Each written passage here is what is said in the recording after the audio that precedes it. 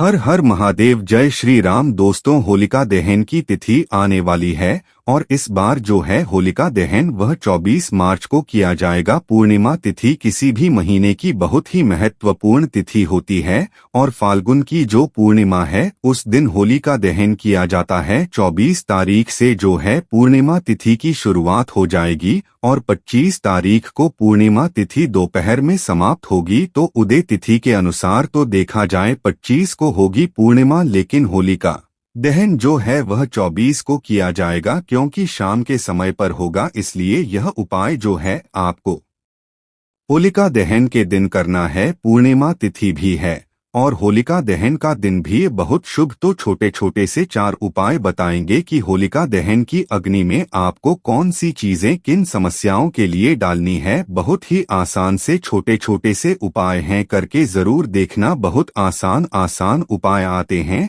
अपने पहले उपाय पर देखिए, घर में अगर आपके नेगेटिविटी बहुत रहती है या फिर जैसे कोई सदस्य, सबसे स्पेशली तो यह बीमारी के लिए है उपाय। कोई सदस्य जो है अक्सर बीमार हो जाता है या घर में ही कोई ना कोई बीमारी लगी रहती है, ऐसी कोई समस्या है या किसी को जो है बड़ी बीमारी है, ठीक नहीं हो रही है, दवाएं काम नहीं कर रही है, चाहते हैं वो सदस्य जो है ठीक हो जाए, उसके ऊपर से बलाएं हट जाए या नजर दोष लग रहा है, कुछ किसी को नजर बहुत जल्दी लग जाती है या कोई धन कमाता है और उसका धन अच्छे से नहीं चल रहा है, किसी को कोई सी भी पतर है कि मानसिक बीमारी है या फिर शारीरिक कष्ट है, कोई दुख है, कैसा भी, तब आपको यह उपाय करना है। करना क्या है, इसके लिए आपको नीम की पत्ती लेनी है, 7 या 11 नीम की पत्ती जितनी आप ले सके, 7 या 11 में से आप नीम की पत्तियां ले लीजिए, मानो 11 पत्ती ले लेना है आपको। उसके बाद आपको थोड़ा सा कपूर ले लेना है,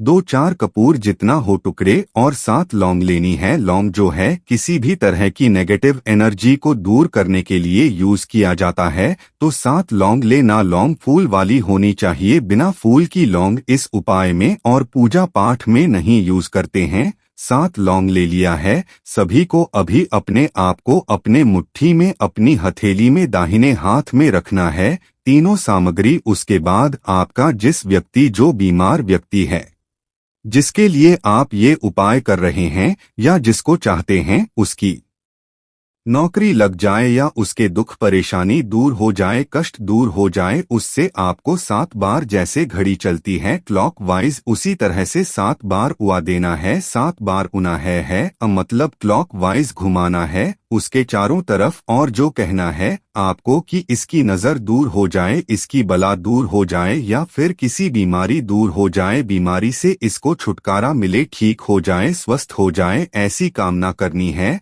और फिर वो हाथ में आप लेकर के वैसे ही चले जाना आपको, और होलिका दहन की अग्नि के पास जब आप जाएंगे तो वहां पर भी आपको 7 बार परिक्रमा करनी है। होलिका दहन की 7 बार परिक्रमा करेंगे। जब 7वीं परिक्रमा पूर्ण होती है तो वहीं पर आपको एक बार फिर से इच्छा करनी है कि इस व्यक्ति की बीमारी दूर हो जाए या इसके कष्ट परेशानी दूर हो जाए। ऐसी कामना करके अग्नि में वह चीज जो अपने ली हुई है वो प्रवाहित कर देनी है, डाल देनी है। ठीक है, छोटा सा उपाय, इससे कैसी भी बीमारी हो वो धीरे धीरे से ठीक होना शुरू हो जाती है, उस व्यक्ति के कष्ट, दुख, परेशानियां दूर होना शुरू हो जाती है। होलिका दहन की अंगली में ये डाल देंगे। तो अब आ जाते हैं दूसरे उपाय पर। यह भी छोटा सा उपाय है। अगर जैसे कि परिवार में कोई कष्ट है, किसी की नौकरी नहीं लग रही है, बच्चे का पढ़ाई में मन नहीं लगता, पढ़ने लिखने में कमजोर है, कोई काम में सफलता नहीं मिलती है, कोई भी काम आप करने जाते हैं तो असफल ही हो जाता है, नौकरी जा रहे, नौकरी नहीं लग रही, व्यापार में हाथ लगाया, व्यापार नहीं चल रहा है, इस तरह का है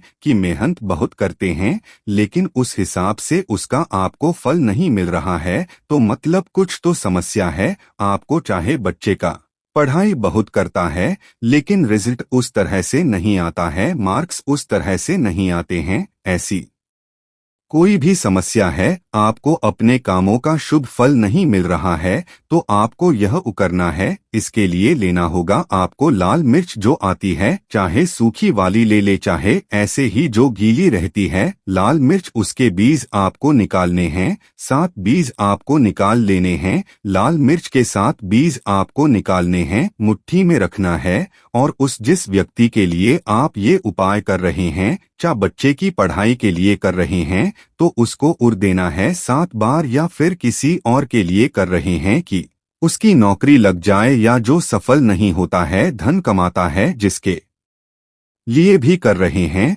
उसको 7 बार आपको उभारना है और अपनी इच्छा कहनी है, लेकर के आज चले जाना है होलिका दहन की अग्नि के पास में। जब वहां पहुंच जाएंगे तो आपको 7 बार परिक्रमा करनी है, जैसे बताया था उसी प्रकार। जब 7वीं परिक्रमा पूर्ण हो तो एक बार फिर से अपनी इच्छा मनोकामना कि मेरे बच्चे का पढ़ाई में मन लगने लगे, या तो फिर हमारे काम जो उस व्यक्ति के काम सफल हो जाएं, इस तरह की कामना करनी है।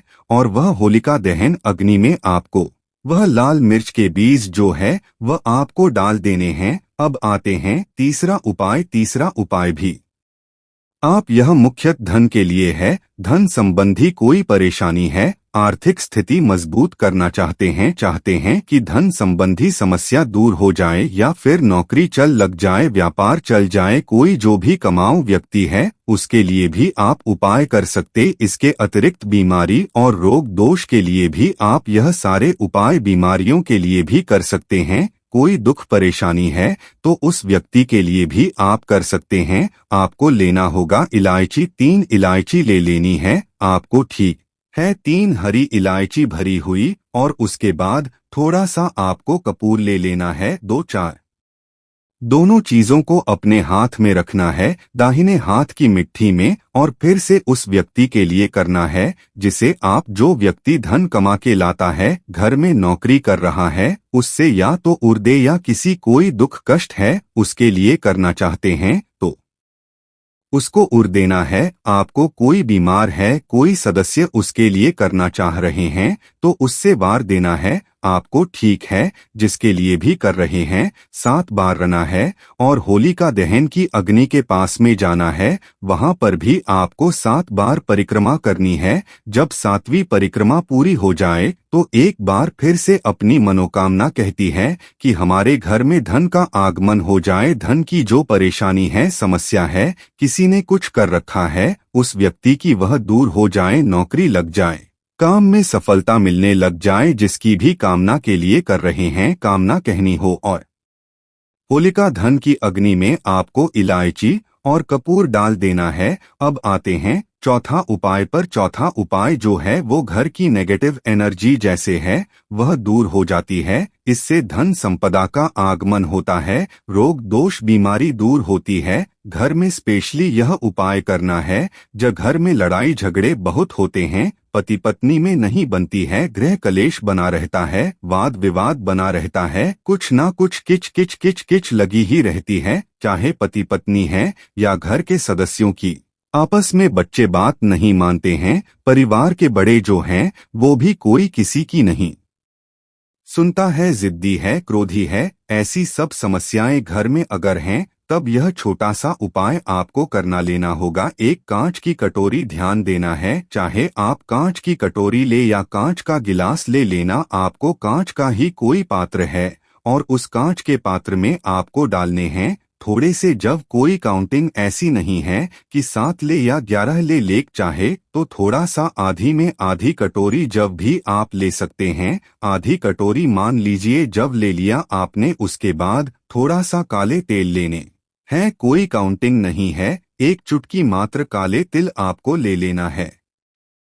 फिर जो तीसरी चीज चाहिए वो है कपूर, थोड़ा सा कपूर भी ले लेना है और उसी कटोरी में आपको रखना है, के ऊपर भी आपको तेल रख देना है और कपूर तीनों सामग्री जो है आपको उसी में रख देना है। उसके बाद आपको क्या करना है, जो आपका जहां रसोई घर है आपको वहां जाके वो बर्तन कटोरी रख देनी है, चाहे आप रसोई में रख दे या फिर घर के मंदिर में, आप चाहे तो घर के मंदिर में भी रख सकते हैं। वह पात्र वहां पर आपको करीब 10 से 15 मिनट आपको रखे रहने देना है और रखने से पहले आपको वो पात्र लेकर के पूरे घर में घूमना है। जो बाथरूम एरिया को छोड़ दें स्वच्छ स्थानों को, तो बाकी सभी जगह पर वह पात्र लेकर के जो आपको घूम जाना है। घूमने के बाद किचन में या अपने घर के मंदिर में वो पात्र 10 से 15 मिनट के लिए रख देना है। फिर उठाना है और होलिका दहन जहां है वहां पर जाना है आपको, और पात्र के साथ ही 7 बार आपको परिक्रमा करनी है और मनोकामना साथ में बोलते रहना है कि यह कष्ट ये हमारे घर में सुख शांति आ जाए, जो भी लड़ाई झगड़ा है वह दूर हो जाए, चला जाए, ऐसी आपको प्रार्थना करनी है। और वहां पर जो अंतिम आप कर लेंगे वह परिक्रमा वहां पर आपको होलिका दहन की अग्नि में वो डाल देना है। वो इससे आपके घर की जो समस्या होती है, गृह कलेश होता है, वह दूर होता है। घर की जो नेगेटिव एनर्जी होती है वह दूर चली जाती है। एक बार करके जरूर देखें दोस्तों। इस वीडियो में आपको छोटे छोटे से 4 उपाय बताए हैं। उपाय क्या है कि होलिका दहन में आपको क्या डालना होता है और जिससे आपके घर में सुख समृद्धि का वास हो, उसके बारे में आपको जानकारी दी है। अगर आपको वीडियो पसंद आया हो तो वीडियो को लाइक करें, शेयर करें। हर हर महादेव, जय श्री राम।